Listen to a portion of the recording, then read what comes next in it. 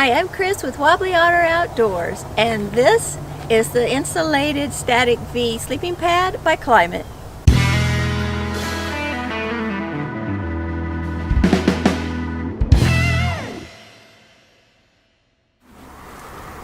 The Insulated Static V sleeping pad is an inflatable pad. It's 23 inches wide, 72 inches long, and 2.5 inches thick. They do have larger sizes that are wider and longer, and they also have a non-insulated version. It comes with its own pack bag, so when you roll it up and everything, it fits inside the bag. There's also a patch kit that fits inside its own pocket in the bag. When rolled up and packed away, it's 5 inches by 8 inches and weighs 25 ounces. The R value of the pad is 4.4. There are several different reasons why we chose to get the Static V insulated sleeping pad. The first was we needed something to provide extra padding when we're sleeping in the rooftop tent.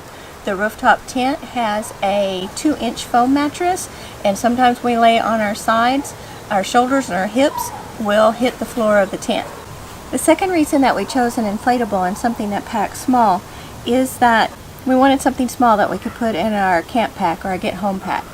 We did have concerns about getting the insulated sleeping pad versus one that wasn't insulated, but we decided to go with the insulated one so that we would have that extra R value and that extra warmth in cold times.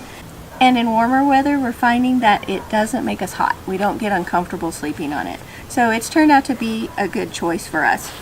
An interesting thing about the sleeping pad is the design, the V shape, as well as the little bumps that go around the outside.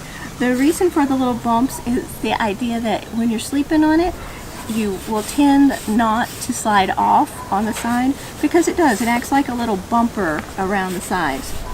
The V actually does make it more comfortable. While I'm not sure which is the head and which is the foot of the pad, what I've found is it's most comfortable for me sleeping with the valve at the bottom where my feet go, and then putting my head up here at the pointy end. And there is a difference. I've slept with it both ways. And when I was sleeping on it with the valve up by my head, the comfort level of the pad just wasn't as much. It was actually maybe a little uncomfortable.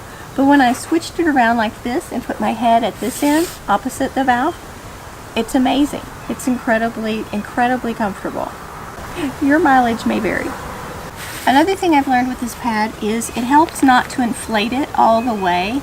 For me, when it's inflated all the way and it's really tight, it's uncomfortable to sleep on. It's just too bouncy. There's no give to it. Klymit says that it takes 10 to 15 breaths to inflate the pad, and I would say that that's accurate. I'll look at the footage and see how many breaths it took me to inflate it. I usually let out enough air so that when I'm sitting on it, my bottom hits the ground, but then when I lay out flat on it, it is very comfortable. It has enough give that it's comfortable to sleep on, but yet it still supports. When I'm laying down on it on my side, nothing's touching. My shoulders don't touch, even my elbow isn't touching right now, and my hips don't hit the floor. So it's worked out to be a nice little pad.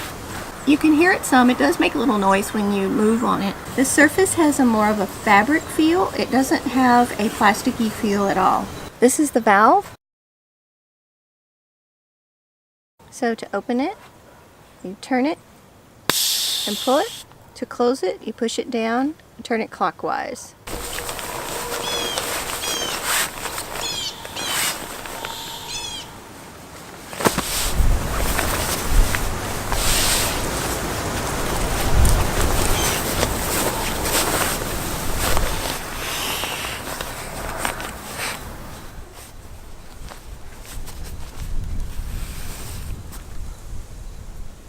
We'll put a link to the sleeping pad in the description below.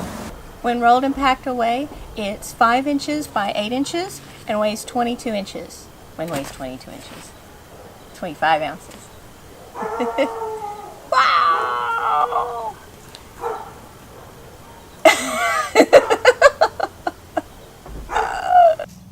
Thank you for watching and subscribing to Wobbly Otter Outdoors.